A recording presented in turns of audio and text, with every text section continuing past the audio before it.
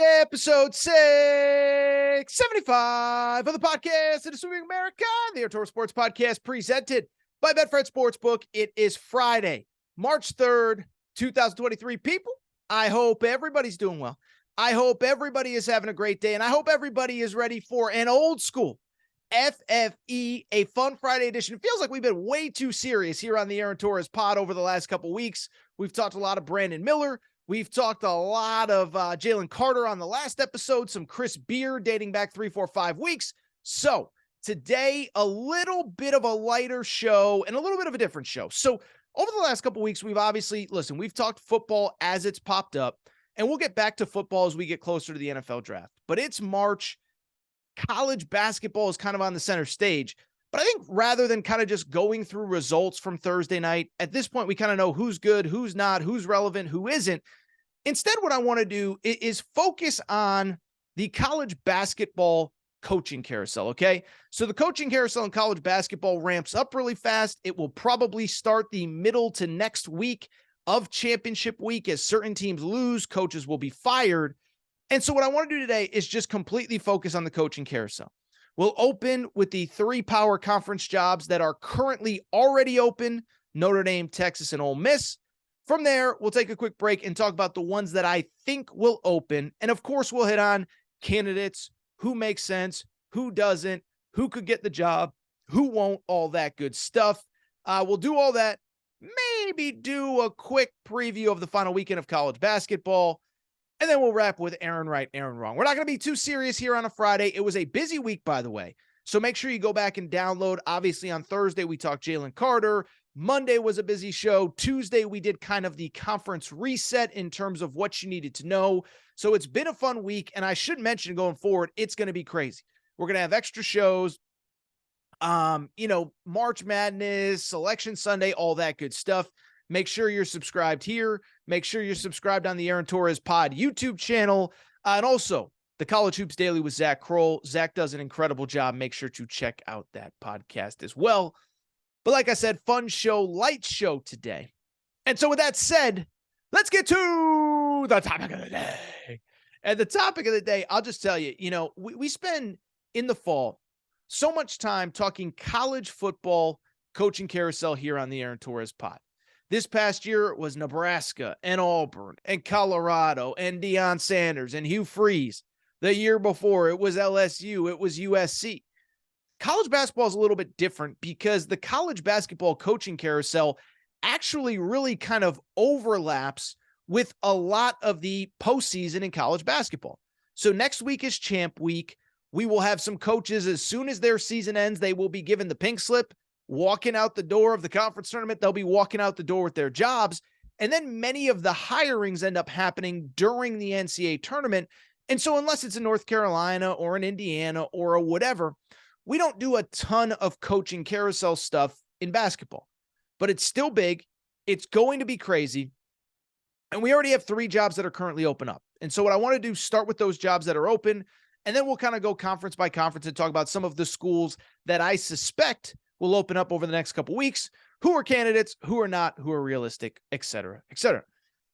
Let's start with a job that is multi-layered. That's the University of Texas. It was the first one to open up. Chris Beard obviously suspended back in December. Chris Beard fired back in January. We discussed all that. He obviously had the charges dropped over the last couple weeks. So we will talk about Chris Beard as a candidate for other places. But Texas was the first to open. I think Texas will ultimately end up being probably the best job that opens this year, depending on what else, it depends on what else opens, what kind of candidate they get. Could somebody leave for the NBA, et cetera. But what I would say is, while we don't think about Texas as an elite college basketball job, I am here to tell you, in college basketball circles, coaches revere the Texas job. And we talked about this a little bit when Chris Beard was hired. Because at the end of the day, Texas has everything that you need to win at the highest level. The job pays well. The facilities and resources are through the roof. They just opened that brand new Moody Center. Obviously, they were playing in the Irwin Center, which was like a library. That Moody Center is loud. It's vibrant. It's a great place. It appears to watch college basketball. I have not been there yet. But beyond that, why Texas is considered a great job, there's a few other reasons. One, you're headed to the SEC. Whatever the newest iteration of college sports looks like over the next couple of weeks, months, years, whatever, we know Texas is going to be fine. And then most importantly, Texas has turned into a high school basketball hotbed. Everybody thinks of New York City and Chicago and wherever, Detroit, as these elite basketball cities. The bottom line is Texas is starting to recruit or starting to produce basketball players at an insane level. Think about all the high school players that have come out of Texas over the last couple of years. This year in college basketball, Anthony Black at Arkansas, McDonald's All-American. Jordan Walsh, McDonald's All-American from the Dallas area. Keontae George from the Dallas area. Cason Wallace from the Dallas area plays at Kentucky.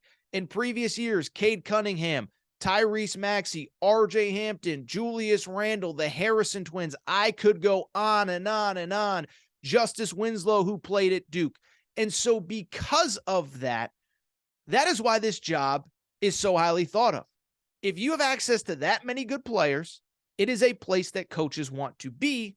That was why Chris Beard wanted this job. It was why I was actually frankly curious, and this is the last time I'm going to talk Chris Beard with Texas, I promise, but it was why I was curious to see how Beard did there, because it felt like he was the guy that could tap into everything that Texas is capable of being as a head coaching opportunity. But I bring it up to say this. Chris Beard, I think, also unlocked within Texas the idea and the understanding of how good this job is. And my understanding is that Chris Del Conte, the athletic director at Texas, fully understands how good his job is, fully understands how much money he has to spend, and he is going to pursue the biggest names that he possibly can. Now, in terms of the job itself, who could be available, it is first worth noting Rodney Terry, the current interim head coach who took over for Chris Beard. I still think he has a shot. Now, I don't think that shot is as good as it was 2, 3, 4 weeks ago. Remember, it wasn't that long ago that Texas was atop the Big 12 standings alone in first place. But they have now lost 5 of their last 7 games in the rugged Big 12. It's not here to criticize Rodney Terry. It's here to say that this conference is tough, but they've lost their last 2. They've lost 4 of their last 7 overall, and 5 of their last 9. This program is trending in the wrong direction. And at this point, I do think it would take a pretty deep NCAA tournament run for Rodney Terry to keep the job. We're probably talking a minimum of the Sweet 16, but realistically, an Elite 8, a Final 4 is probably what's going to keep him there. If he does not get there, I'm just going to tell you, it's going to be interesting to see who ends up getting this job, because I do believe it is going to attract high-profile candidates. It's going to pay well. It wouldn't totally stun me if this was one of the 2 or whoever gets this job is one of the 2 or 3 highest paid coaches in college basketball going forward. And like I said, I think Chris Del Conte, their AD, is going to go after some really big names. The first name, been linked to the job since day one, John Calipari in Kentucky. When this job opened up, I told you, I said, I think Texas is interested. I think John Calipari is interested, but part of it is on John Calipari to have success, right? If John Calipari goes to the NIT, which he is not going to, but if he goes to the NIT, then realistically, Texas, I don't care if he's a Hall of Famer, probably not going to go hire a guy that's coming off an NIT appearance. Well, he's righted the ship at Kentucky, and really you start to look at everything going on, and it's multifold.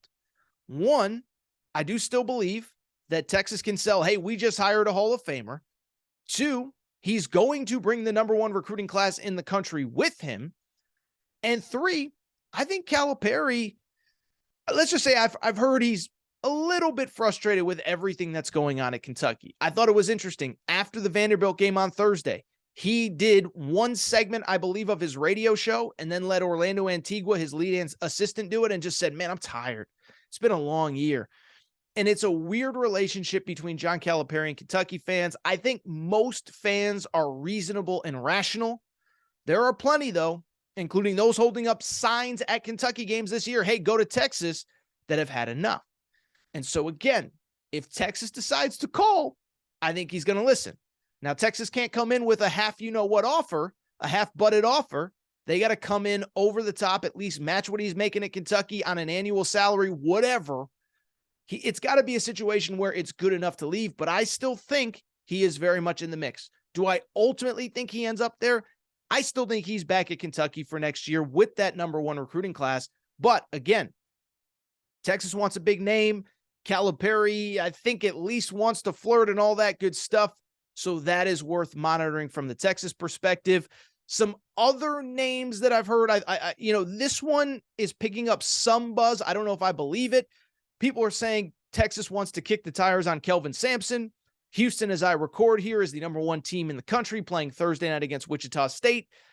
I don't know that I believe that one. It's not that I don't believe it. I think they'll call him. I just don't know if Kelvin Sampson is leaving Houston at this point, at this point, right? Kelvin Sampson is right now 67 years old.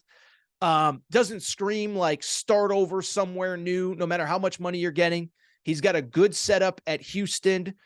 I don't think it's ever been officially announced, but his son, it feels like, is in line to get the head coaching job after he retires. Also, Houston now going to the Big 12, so they're not going to have to scrape and claw in the AAC. Those long plane rides to Philadelphia to play Temple and to this place to play them and to that place to play them. They're going to play a lot of schools in Texas. The competition level is going to be up. They're not going to be off everybody's radar in January and February. They'll have high-profile games. They'll get comfortably into the NCAA tournament. But I just don't know, at 67 years old, does he want to start over? And is that appealing to a Texas program that in 2 or 3 years you're going to have to hire a new head coach again? Because unless he's Jim Boeheim and plans on coaching forever, Kelvin Sampson would probably have a 3, 4, 5-year shelf life at Texas. Couple other names. First of all, could Texas go kind of the young up-and-comer route? I think they could. Jerome Tang, the Kansas State head coach, is from Texas. He was a Texas high school basketball coach before, of course, going to Baylor, where he coached for a long time alongside Scott Drew. Is that somebody they could call? A few people actually asked me about Dennis Gates. Now, my understanding about Dennis Gates, he's got a massive buyout, $12, $13 million a year. Basically, every dollar on his contract would be owed to Missouri if you were to leave. Don't know that he is really a candidate, but I'll give you 2 more names to just keep an eye on, and we've talked about them from day one. The first is Eric Musselman at Arkansas. And I'm just saying, Arkansas fans, I've been telling you since day one. Now, Arkansas fans will say, greatest program in the world, we're in the SEC, we're winning, our NIL is great, Muss has everything he wants here. I agree with that. What I would also say is the bottom line that you need to know. His buyout, again, unless I'm misunderstanding things, is about $2 million right now. That is nothing for Texas.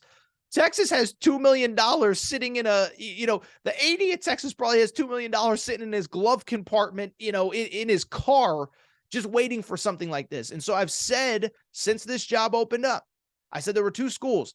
Get your coach on the phone and get an extension signed. One was Alabama. They did it with Nate Oates. 2 is Arkansas, and it does not appear as though Arkansas and Eric Musselman have agreed on any type of long-term extension.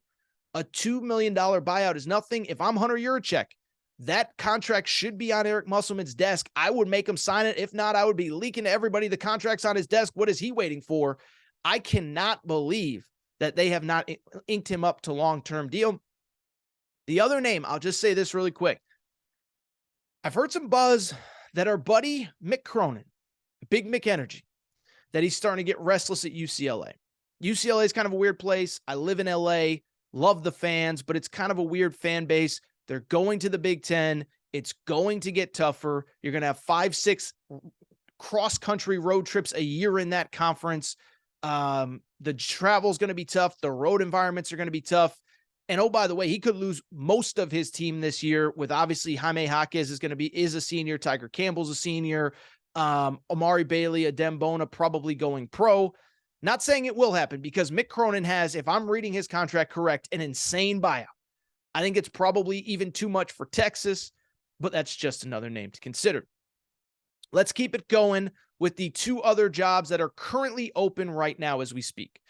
The first one is Ole Miss. And Ole Miss is the only school in the SEC currently open.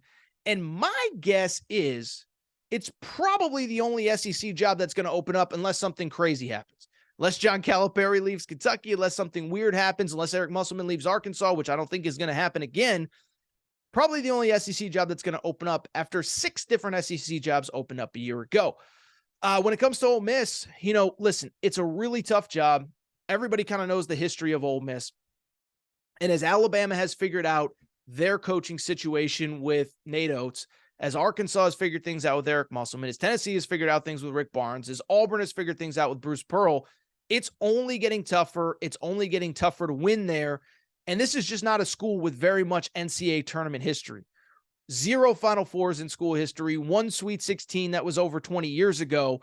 And in the last 20 years, 3 total NCAA tournament appearances. But they move off of Kermit Davis, and it'll be interesting to see what they do. Now, there are 2 very high-profile, very controversial coaches that are available that have both been linked to the job. The first is Chris Beard.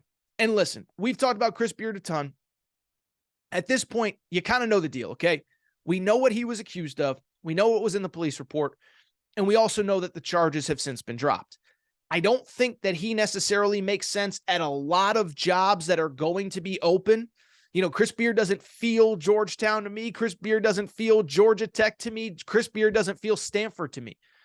But Chris Beard does feel Ole Miss to me, and it's going to be interesting to see this program try and figure out over the next couple days, weeks, and weeks if this is a guy that is the right fit for them. Now, their AD is a guy by the name of Keith Carter, who's actually a former basketball player at Ole Miss. He was one of the, he was part of one of the few really good Ole Miss basketball teams kind of back in the late 90s, early 2000s. He was a first-team All-SEC basketball player back in 99. So this guy loves the school, and in a weird twist, loves Ole Miss basketball. And so he clearly only wants what's best. My understanding is they are thoroughly vetting Chris Beard. What exactly happened? What's the truth? What was in the police report? But at the same time, this is probably your only chance to get a coach the caliber of Chris Beard. So it'll be worth monitoring to see if they move forward with him. The other super high profile name is Will Wade. Now, Will Wade's a little bit different, I think, than Sean Miller a year ago. If you remember, we had Sean Miller on this show, and we talked to Sean Miller, and he was kind of transparent. I'm not, quoting him verbatim, but Sean Miller was still under investigation with Arizona, but he had basically been told, look, we've done the investigation. The investigation is done. You are not expected to receive any serious punishment. And so it allowed schools to move forward with Sean Miller, and he ultimately got the Xavier job, but he was also candidate at South Carolina and some other places as well. Will Wade is not that, okay? My understanding is Will Wade has heard nothing. The LSU investigation is still ongoing. I don't know if Will Wade is hireable this year, but say this for Will Wade. He won in the SEC. You could criticize Will Wade for a lot, but you look at his teams at LSU. They won an SEC regular season title a few years ago in 2019. They made the NCAA tournament in 2019, 2021, and 2022. They would have made it in 2020 if it hadn't been canceled for COVID. The guy won. And you can criticize him for whatever, but look at LSU basketball right now. LSU basketball, as I record here, going into the final game of the regular season. They are currently in last place in the SEC at 2-15 overall in league play. One of their wins was their league opener against Arkansas.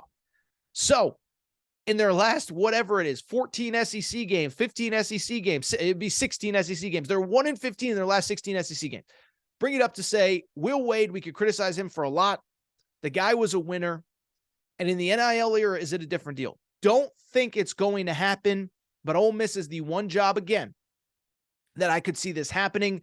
But it's also worth noting, guys, really quick, it's also worth noting that we've talked about this before with any coach, is that it's not just the AD and it's not just the fans who decide who's going to be the next head coach. It's got to go through the school president, board of trustees, all that good stuff. And we're going to get to an interesting example of that in a minute.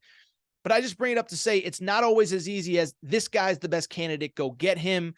I don't know if Ole Miss goes after one of those two. I think they maybe should, but I don't know if they will. Now, if they don't, a couple interesting names for Ole Miss. Ron Hunter, who was at Tulane. You may remember him. He was at Georgia State a few years ago, won an NCAA tournament game.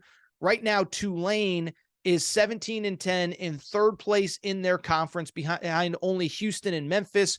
Ron Hunter has built multiple programs into NCAA tournament caliber teams. And then also a name to keep an eye on here, Dusty May is the head coach at Florida Atlantic. For those who haven't followed Florida Atlantic, incredible year. They're 26-3 overall. They ran away with the Conference USA title. They were ranked at one point, and there's buzz that he is probably the favorite to get that Ole Miss job. Dusty May from Florida Atlantic. Final power conference job that's currently open. That is the Notre Dame Fighting Irish. And shout out to Mike Bray. For those who missed it, Mike Bray, the Notre Dame head coach, he was asked what was it? Wednesday night was his final game as Notre Dame head coach. And he was asked before the game, what are you going to do? And I guess there is a famous bar on campus called the Linebacker. And Mike Bray said, I've been here 20-something years. I've never stepped in there. I don't want the PR. He goes, after that game, I'm going there and we're closing down the bar. Drinks on me. And Mike Bray closed down that bar. As far as the basketball job is concerned, it's really interesting because it's one of these jobs. Mike Bray got that job in 2001. And so it's an interesting job because I don't think anyone has any concept of how good or bad the job is. But what I would say about it is, if you ask me, and I'm just one guy, just saying one thing, is if you ask me about that Notre Dame job, I think it's a good job, and it's because of what Mike Bray did there. Mike Bray proved that if you can just kind of get to the NCAA tournament every year, 2 out of 3 years, and you can do it in the ACC, you don't have to go to Final Fours. You don't have to go to national championships. This isn't John Calipari at Kentucky that is Final Four or bust every single year. It's not whatever, UConn, Kansas, whatever. Go to the NCAA tournament every once in a while. People stay off your back. Now, in terms of who are the candidates, a couple really interesting names here.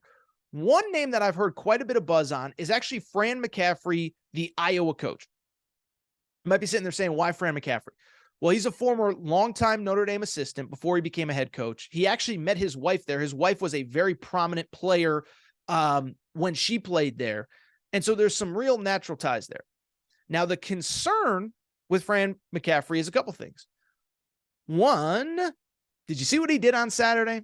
Staring down the refs, yelling and screaming, getting it, just doesn't really represent himself or a university that well. And then two, the other thing that I thought of, and I've seen a lot of Fran McCaffrey buzz. Fran McCaffrey is 63 years old, okay? Fran McCaffrey was born in, let's take a look here. Fran McCaffrey was born in May of 1959. One, that's a long time ago, 63 years old. But two, it's interesting to me because he'd be replacing a guy in Mike Bray who was born in April of 1959. So Mike Bray just stepped away. He's retiring. He's getting older. He doesn't want to do this anymore. And you're going to replace him with a guy that's the exact same age. Doesn't make sense to me. I don't see it happening at Notre Dame, but I don't think because of the ties, it's inconceivable. A couple other names at Notre Dame that are worth monitoring. And they're both kind of the same vein of guys that kind of maybe hit a wall where they're at. Are they looking to try to get out? One is Chris Holtmann at Ohio State. And Chris Holtmann, I think, he's gotten kind of a raw deal at Ohio State. So this is a guy, this is year 6 for him at Ohio State. They're not good this year. But he said publicly before their most recent game, they beat Illinois earlier in the week. And then they beat Maryland actually the other day as well. He said, look, we're rebuilding through young guys. We had a great class this year, great class next year. My AD knows that this is a process and he's okay with it. That was what Chris Holtmann just said publicly. But at the same time, he's had success. This is year 6 for him. 4 NCAA tournaments. The 5th year was the COVID year of 2020. He would have made the NCAA tournament this year, so he really should be about 5 for 5. This is the first year he would have missed the NCAA tournament. But Ohio State fans are getting restless, and I don't really know if it's fair or not. Like, you look at the history of Ohio State basketball. Listen, Thad Matta made 2 Final Fours. I get that. But it's not as though they have some great, incredible basketball history. 3 Final Fours since 1968. So what is that? 55 years, 3 Final Fours in the last 55 years. They did make a lot of second weekends under Thad Matta, but it's clearly not equating. I'm getting off subject here. The point I'm trying to make, Ohio State fans are getting frustrated with Chris Holtmann. I don't know if he even wants to be there anymore. Could this be a nice escape clause for Chris Holtmann? And then it's the same for Porter Moser at Oklahoma. Porter Moser, remember, he was at Loyola Chicago, him and Sister Jean bringing that school into notoriety, leaves for Oklahoma. It has not gone well. Oklahoma is currently in last place in the Big 12, and he probably wants to get back to the Midwest Chicago area where he had a ton of success at Loyola of Chicago. Don't know if that's going to happen. The buyout on his contract is huge. So those are just some names to keep an eye on with Notre Dame. And then there's the curveball young guy. If you don't want to go older, do you go with somebody a little bit younger? Just worth monitoring with Notre Dame. But I'll tell you, fascinating job, because you look at it and you sit there and say, I don't really know what I can expect from that job because it's been so long since it opened. All right, so what I want to do, take a quick break. We'll come back and we'll look at the prospective jobs that could open up everywhere else. We'll try to be a little bit quicker on some of the Big East jobs. The Big East could have 2-3 jobs open up. The Pac-12 could be very interesting this year. ACC, what's going on there? Take a quick break. Be right back. We're getting back to the show in a minute, but before we do, I want to welcome back our presenting sponsor, Betfred Sportsbook and the Betfred Sportsbook app. By now, you know Betfred's story. Started in 1967 in the UK. Over 1,600 shops in the UK have come to the United States and made a major splash. They are the presenting sponsor of the Cincinnati Bengals, Colorado Rockies, Denver Broncos. And what I love about working with Betfred, nobody does more for their customers than Betfred does. Okay, I've told you before, but I'm going to keep telling you. Cincinnati Bengals games, that Betfred suite is rocking. They had a New Year's Eve into New Year's Day party for the launch of sports betting in the state of Ohio. Shout out to all of you who were there. Obviously, beyond that, there is the Denver Broncos VIP tailgates. We have sent listeners of this show to those tailgates. Colorado Rockies, first pitch at those games. Betfred does more for their customers than anybody, and here is what they are doing for listeners of the Aaron Torres podcast, okay? So what you got to do, bet 50 on any game, and new users, how about this? Get up to $1,000 in free bets. There are no catches. There are no gimmicks. Here's what you need to know. Bet 50 on any game, you get automatically $111 in free bets. But beyond that, you get $200 insurance on your first 5 weeks as a Betfred customer. So you decided, hey, I'm going to bet this big game, $100, $200, whatever. You end up losing it. They're going to insure you for that game. So up to 5 weeks, up to $200 plus $111 for signing up for Betfred today. You're going to want to do it. Download the Betfred Sportsbook app. Tell them Torres sent you. Thank you to our presenting sponsor, the Betfred Sportsbook. All right, everybody. I'm back. Good to be back. Let's get to the rest of the coaching carousel. We just talked about the 3 schools that I are already open at the Power 5 level, Power 6 in college basketball, Ole Miss, Notre Dame, and Texas. Just realized how long I went on that segment, so we'll try to make this a little bit quicker. Let's get to the Power Conference schools that I almost think are certainly going to open. We'll go conference by conference, hit on a few smaller schools, start talking about what could open in the future. Lot to discuss, lot to get into, and I promise I'll try to be a little bit quicker. Let's start in the ACC. The ACC could have a lot of movement. We know that Notre Dame is open. And what's interesting is just a lot of programs in flux. Now, to the credit of Pitt with Jeff Capel and to the credit of NC State with Kevin Keatts, both of those coaches very much came into the season on the hot seat. And I think they've essentially both coached themselves off of the hot seat. Now, Jeff Capel, Pitt, they aren't officially in the NCAA tournament, but I don't see the scenario where he is fired after this season, after the program got largely turned around. So I think both of those jobs are safe. But there are a few that are going to open outside of Notre Dame. And let's start with Georgia Tech. So Georgia Tech is one, like, my understanding is it is going to open. They've already kind of behind the scenes started maybe hiring a search firm or talking to a search firm to start to vet some candidates potentially for that job. And I'll just be blunt. It makes sense. You know, Josh Pastner is a guy that is very liked in the college basketball community, was at Memphis, now at Georgia Tech for 7 years. But outside of the COVID year of 2021, when they made the NCAA tournament, that was their only NCAA tournament appearance. And they really kind of were on the bubble going into Champ Week. They win the ACC tournament to get in the NCAA tournament. But this is now year 7, one NCAA tournament. My understanding is the decision has already been made. They're just waiting until the ACC tournament is over. What will be fascinating is a couple things. One, how big is the money that they can offer to a candidate? Because remember, they are paying their football coach, Jeff Collins, a buyout. And obviously Josh Pastner, the new the basketball coach, is going to be owed some sort of buyout as well. Because Georgia Tech's a private school, we don't have all the details. But the point I'm trying to make is there is going to be a lot of money owed to former Georgia Tech head coaches. On the flip side, though, this is a job that all of a sudden I feel like is pretty appealing. You are in one of the great high school basketball areas in the country in Atlanta. Obviously, the University of Georgia is not playing great.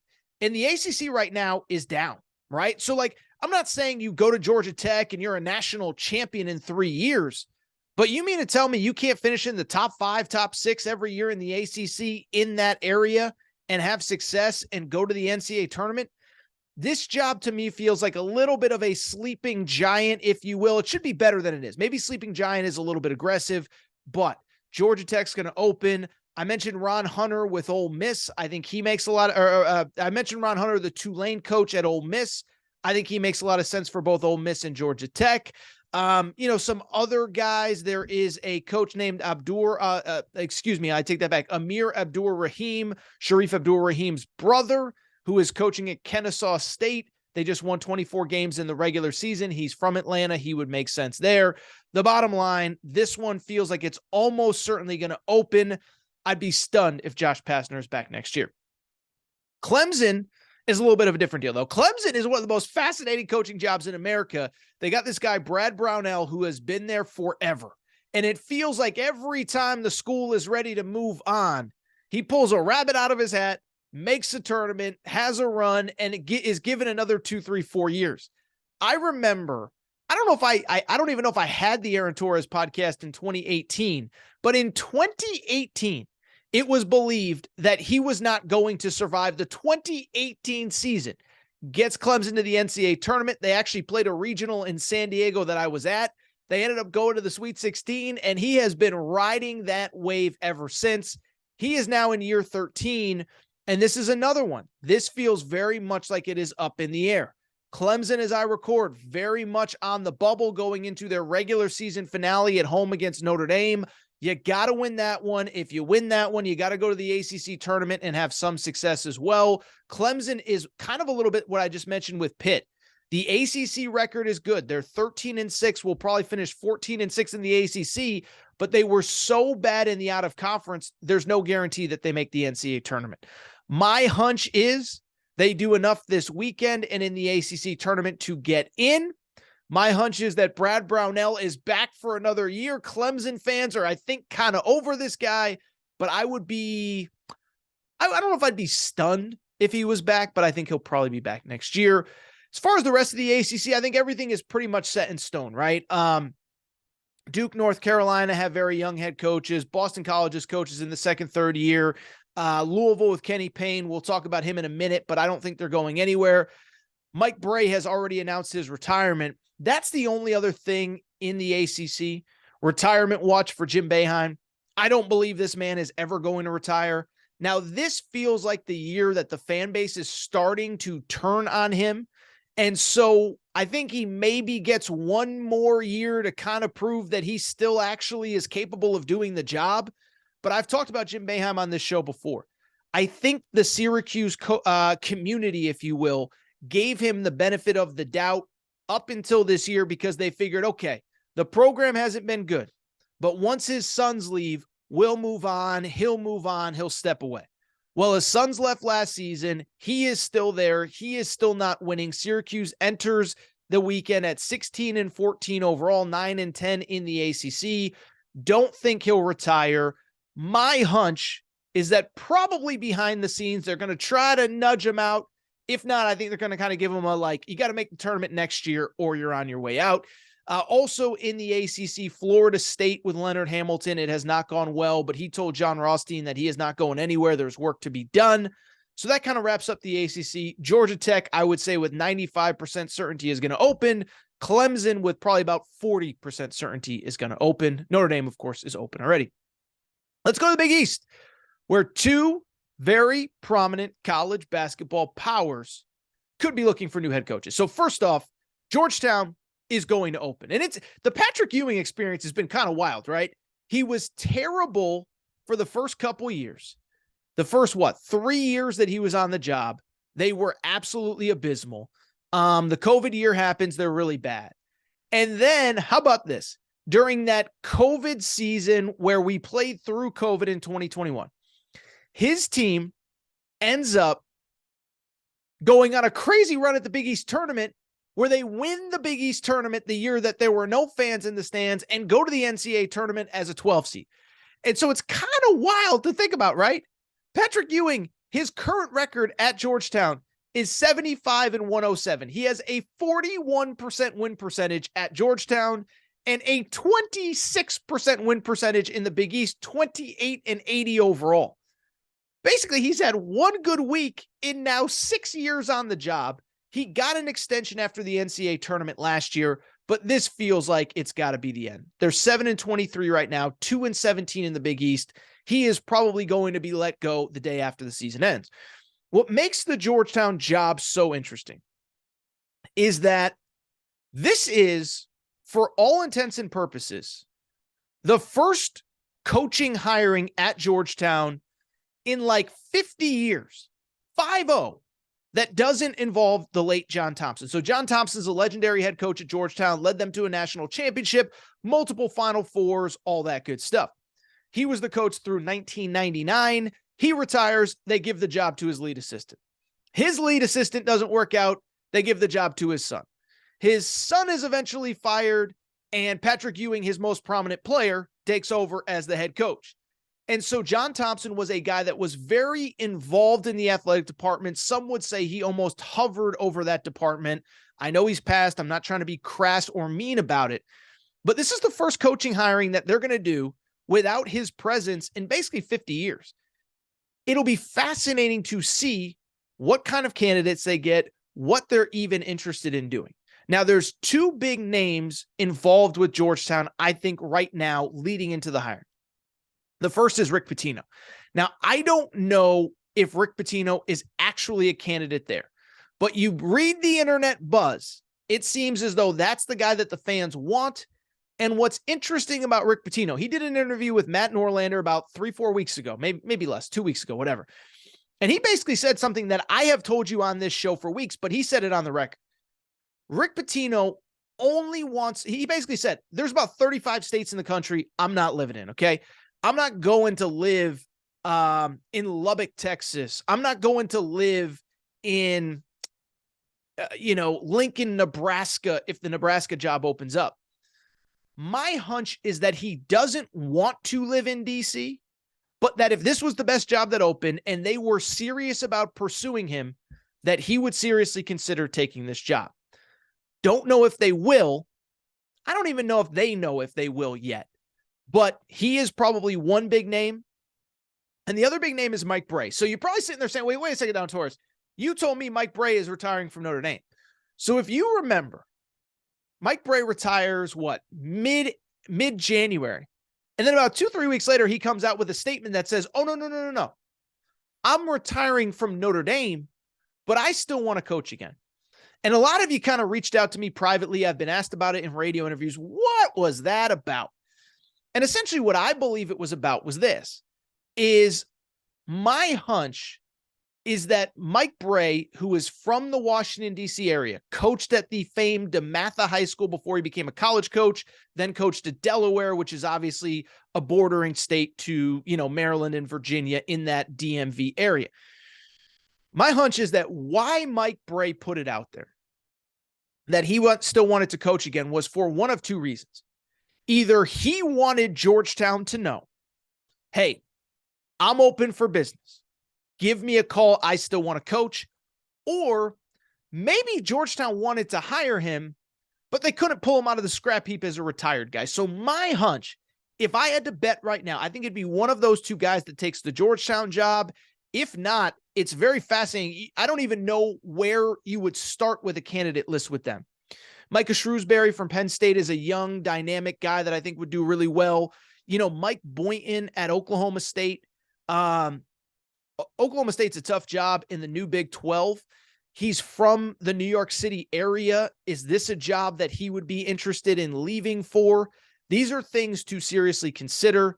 I don't know that there's obvious candidates after you get past Rick Pitino and Mike Bray. But again, Mike Bray, 63. Is this somebody that you want? Rick Pitino, 70. Is this somebody that you want? This is all worth considering. Staying in the Big East. You know where I'm going. I am going to Madison Square Garden, where the St. John's Johnnies, the St. John's Red Storm used to play. They don't really play there anymore because they stink. As a matter of fact, you want to hear a crazy story? So UConn played there last Saturday. And the reports were, I was not there, that it was like 80% UConn fans at a UConn St. John's game at Madison Square Garden, and that the AD actually sent out a statement saying, we will not play UConn at Madison Square Garden anymore. We're only going to play them on campus. That is how sad and pathetic the situation at St. John's is. They're afraid to play at Madison Square Garden because it gets taken over by other fan bases. The program is bad. Mike Anderson is in year 4, and they're not going to the NCAA tournament. Now, I've heard mixed things on if Mike Anderson will actually be fired. You know where I stand. I've lived the Mike Anderson experience for 15 years at Arkansas and St. John's. This is who he is. This is who he's always going to be. 4 years at St. John's, 17 and 15, 16 and 11, 17 and 15, 17 and 13. It's 2023. You don't need 5 years to build a college basketball program. Look at what Jerome Tang has done in year 1 at Kansas State. Look at what Dennis Gates has done in year 1 at Missouri. Eric Musselman got Arkansas to the Sweet 16 in year 2, or the Elite 8 in year 2. Nate Oates won an SEC title in year 2. Mick Cronin got UCLA to a Final Four in year 2. Juwan Howard got Michigan to an Elite 8 and won the Big Ten in year 2. You don't need 5 years. With that said, first off, I'm not totally sold that St. John's is going to fire Mike Anderson. And if they do, I am here to very sadly report that I do not believe that Rick Pitino will be hired in his place if Mike Anderson is let go. Based on all of the Rick Pitino stuff that I've done, remember, I'm selling the We Want Rick shirts. You can get those at AaronTorresOnline.com. But I'm being told that the Board of Trustees will not sign off on Rick Pitino. I think it's idiotic. He's been cleared by the NCAA, and he's going to go to Georgetown and beat your brains in. He's going to beat your brains in. It'd be a colossal, historic mistake for St. John's basketball if they don't go get Rick Pitino. I don't believe he's a candidate, though. Now, if they don't get them, who could they get? Again, Mike Boynton of Oklahoma State. He's from New York City. Is this a job that he would leave Oklahoma State for? Oklahoma State's a really tough job. The Big 12 is only going to get tougher with the additions of Houston and all those schools coming in. Oh, by the way, I think in the next month, the Big 12 could add Arizona, Arizona State, Colorado, and Utah because the Pac-12 is falling apart. Now you add Arizona to the mix. Oklahoma State's a really tough job. I could see him being interested. If not, the only other name that comes to mind, I think it is worth monitoring, and this is a guy I would go get if I can't get Rick Pitino. If my board will not sign off on this, I would go get, remember the name Speedy Claxton, former NBA player. He is at Hofstra, which for people who don't know is in the New York City area. Hofstra split its league this year. They went 23-8, 16-2 in their league. Speedy Claxton is their head coach, former NBA player, young guy. I think he'd take the job. That's the guy I would go get if Rick Pitino would not sign off. But if I was the AD and they wouldn't sign off on Rick Pitino, I'd probably just quit. Because you have a chance to make history if you're St. John's. Go make it happen. I don't get it. Just make it happen. You have a Hall of Famer, maybe the greatest coach in the history of the sport, the greatest pure basketball coach in the history of the sport in your city. He wants to be there. Make it happen, St. John's. Unfortunately, I don't think it will. And so it is what it is. Rest of the Big East, I don't think there's going to be much movement. Big 12, I should mention, I don't think there's any movement except for at Texas, which we've already discussed. Let's go to the Big 10 really quick. Very quickly, there's really only one job that's going to open there. Northwestern, they entered on the hot seat. They're going to survive, obviously, because they're going to make the NCAA tournament. I don't know if any of the Big 10 jobs are going to open.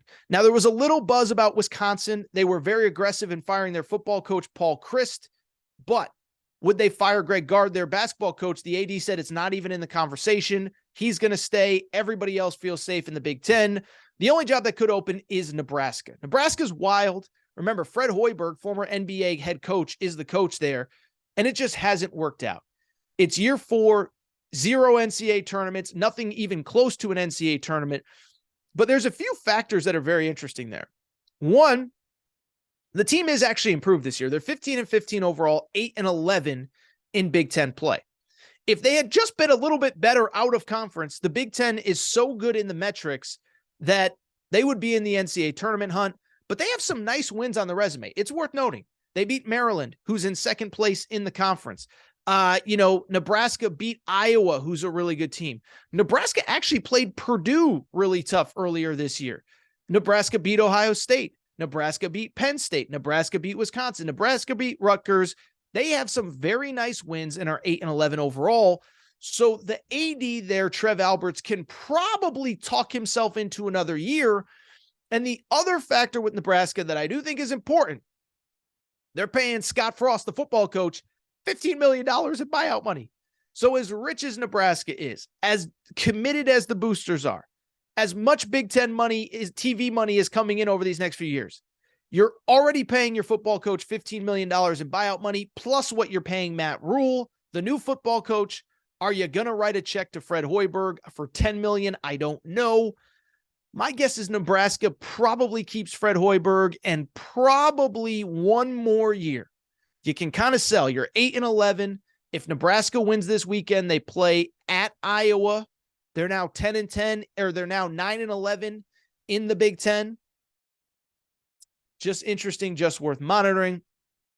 Really quickly, the SEC, no real movement that I see happening outside of Ole Miss. Obviously, if John Calipari leaves, that's a different conversation.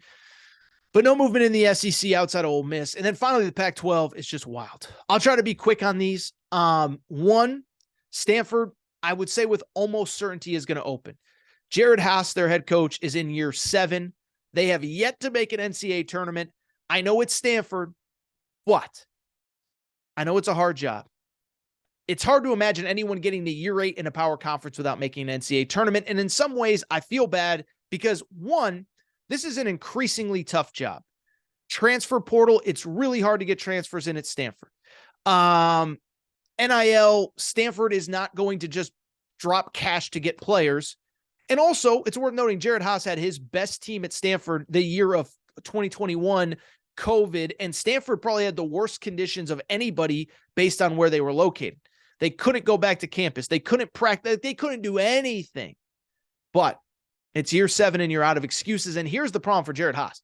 There's actually a candidate that makes perfect sense to take over for him at Stanford. Mark Madsen. Remember that name?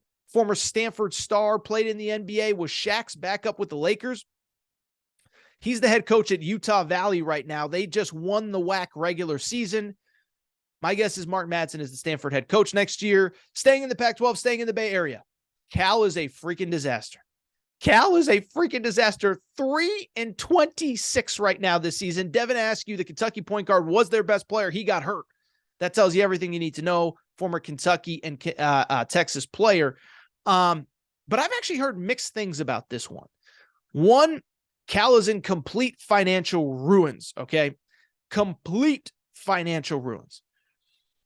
2, by the way, Stanford, I'm hearing there might be a little money issue there as well. I just want to throw this out there. My understanding at Stanford, that David Shaw retirement, and I use air quotes, might not have been a retirement. They may owe him some money because they may have forced him out the door. So money might be an issue at Stanford, and money is definitely an issue at Cal. And what I was kind of told by more than one person is that there's kind of a belief at Cal. Well, there's 2 things at Cal. One, the guy who hired him is still the AD. Usually, if you screw up a coach so bad, they don't let you hire the next one. So that's part of it. The other part I've kind of heard is that they're kind of like, look, Mark Fox, you're a bad coach, but we're paying you a lot of money. And we're not going to pay you money to go away and let somebody else fix your mess. We're going to make you see this mess out till the end. I still can't see them bringing him back. Right now, again, they are 3-26, 2-16 in the Pac-12. My guess is he's gone. And then from there, who gets the job? My guess would be Joe Pasternak. He is the Santa Barbara head coach right now. Santa Barbara is closing up. They made the NCAA tournament 2 years ago, almost beat Creighton actually in round 1. They just, they're tied for first place in their regular season conference right now as I record. They do have 2 games left. Also, another school in that league, UC Irvine, they have a head coach named Russ Turner, who I think could be a candidate at Cal as well. Still think Cal opens, but we're not sure. 2 other quick jobs in the Pac-12. One is Arizona State, Bob Hurley. It's come full circle, but they're on the NCAA tournament bubble. My hunch is Bob Hurley gets another year, especially because they could play their way into the NCAA tournament. But if he doesn't go, one thing worth noting, I said a minute ago, Rick Pitino has talked very openly about a lot of places he wouldn't coach. My guess is living in Phoenix, Scottsdale, not a bad place for a 70-year-old to retire to. The Pac-12 is a mess. Rick Pitino could have a tournament team there next year. And then finally, Washington in the Pac-12. Mike Hopkins made the NCAA tournament in year 2. It's been mostly a disaster. He, of course, has a $6 million buyout. So my hunch is he might get one more year. Not saying he should. And my hunch is, I'd say 50-50 if he gets fired. They have a winning record right now, but they're not very good. Mike Hopkins at Washington is the other one. A lot of information. I hope this was good. A few other jobs that I think could open. Western Kentucky, I think, is going to open. Rick Stansberry, you got to go, buddy. USF, South Florida. That's a job, by the way. Rick Pitino, he wants to live in either New York City or Florida. That's another one I could see him taking. The only 4 I could see Rick Pitino taking, by the way. South Florida, Arizona State, Georgetown, and St. John's. South Florida will open. And then there's some interesting ones that could open next year. LSU, Matt McMahon. Like Matt McMahon, they're in last place in the SEC. You finish in last place next year, it's hard to sell going forward. Same with Kenny Payne in Louisville. I don't dislike Kenny Payne. They're really bad. They need to have some success in the portal. We'll see what happens there. Texas Tech maybe next year. Mark Adams, if he doesn't turn things around. Oklahoma next year, if Porter Moser doesn't turn things around. You want to go into the SEC with maybe the worst basketball program in the SEC? Probably not. So there will be some interesting jobs that open next year. But again, that was a lot of information. Hopefully it was interesting. All right, so what I want to do want to take a quick break. A lot of stuff I just threw at you. Quick break. Play Aaron Right, Aaron Wrong. Fun show, Friday show. Be right back. And I do want to wrap with America's favorite podcast segment where Aaron was right, where Aaron was wrong. And it struck me, this might be the last Aaron Right, Aaron Wrong for a couple weeks. Next Friday's show, we'll be reacting to conference tournaments. The week after that, we'll be reacting to the opening round of the NCAA tournament. And the week after that, we will be reacting to the Sweet 16. So those Thursday into Friday shows are going to be very busy. But today, Aaron Right, Aaron Wrong lives. Here's what you need to know if you're new to the show. Yes, this is a bit that I stole from my buddy Colin Cowherd. Colin does where Colin was right, where Colin was wrong every week. And I decided to bring it to the Aaron Torres pod for one very simple reason. It's because nobody loves giving out hot sports takes quite like your boy Torres. And when Torres gets stuff right, he likes to tell you. Just one problem. I get a lot of stuff wrong too.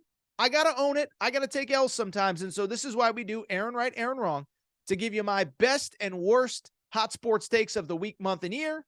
And sometimes I got to take an L on some of these, and I certainly will today. Where Aaron was right. So about 2 weeks ago, everybody in the media was going gaga over the Pac-12 visiting SMU. Oh my God, SMU going to the Pac-12. They're going to be in Dallas. What does it mean? And I told you, I said it means nothing because I'm not sold that the Pac-12 is going to exist 2 years from now. And of course, I was on top of this before everybody else. And as time goes on, it feels more and more and more likely. I don't know if the Pac-12 is going to survive. This is not what I want. We have to separate what I want and what I think most people want from what I think is realistic.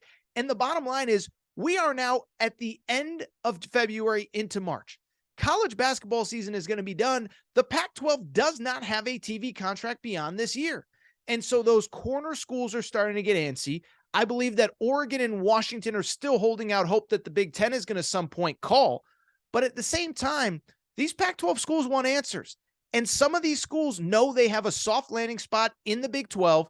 The new Big 12 commissioner, Brett Yormark, has made it clear. We want that fourth time zone. We want to be on the West Coast. That's something that Colorado, Utah, and the Arizona schools would provide. Listen, it's not what I want, but I think it's going to happen. Keep an eye on this. I think the next 2 weeks are crucial. If we get out of the NCAA tournament without a new TV deal for the Pac-12, I think the Pac-12, those other schools might start making moves, might start going in another direction. Keep an eye. I'm telling you, by April 1, if there's no new TV deal, some of those schools might start moving. Where Aaron was wrong. Let's stay positive on the Pac-12 for a second, although we're talking about a school that, oh, by the way, is leaving in a couple weeks or a couple years, and that's UCLA. And I just want to say this. I was watching UCLA beat Colorado. They win the Pac-12 title, and I'll admit, I did not think Mick Cronin was going to be this good at UCLA. Now, by the way, I'm recording before the Arizona State game on Thursday night. If UCLA loses, pretend this part did not happen. But at the same time, I remember when this hire was made, I said, it's going to be fine, whatever, who cares? But Mick Cronin, he's from Cincinnati. Does it make sense? Is he going to be that good? He can never win in the NCAA tournament. Well, as it turns out, Cincinnati's been a train wreck since he left, and UCLA has gone to another level. First Pac-12 regular season title since 2013. They're very much in the running for the number 1 seed out west. And in a weird year, they have as good of a shot as anybody to win the national championship. Credit my boy, Mick Cronin. Big Mick energy. Did not think he was going to be this good. And I'll just tell you, man, he is shocking me with how good he is. Got to give him a ton of credit. Where Aaron was right. Did you see the NBA All-Star game? Of course you didn't. Nobody watched. And if you did, it was abysmal and you turned it off in 30 seconds. Why do I bring it up? It is because I have said since day one, Adam Silver is the worst commissioner I've ever seen. Oh, Adam Silver's so great and he cares about the players and blah, blah, blah, blah, blah, blah, blah, blah, blah. And I said, tell me what he's done that's good. Regular season ratings are down. Playoff ratings are down. The All-Star game just hit a new record low last week. Player trade demands are up. Players are unhappy. Players are sitting out because of load management. This league is a disaster, and it falls on the leadership. This guy is a mess. I think that he does 90% of the things he does because it's going to look good on social media. I've said for years, the one and done rule, which he wants to change. It sounds like they're removing the one and done rule, by the way. It's because Adam Silver wants to look good on social media. Oh my God, these poor college athletes, they're being exploited. Hey, the one and done rule is your rule. It ain't anybody else's. But everything this guy touched turns to absolute crap. The league is a mess. I don't ever remember there being less interest in the NBA than there is right now. The NFL is taking over in a way that they have never taken over. They took Christmas Day. They now own March with the Combine, which is going on right now.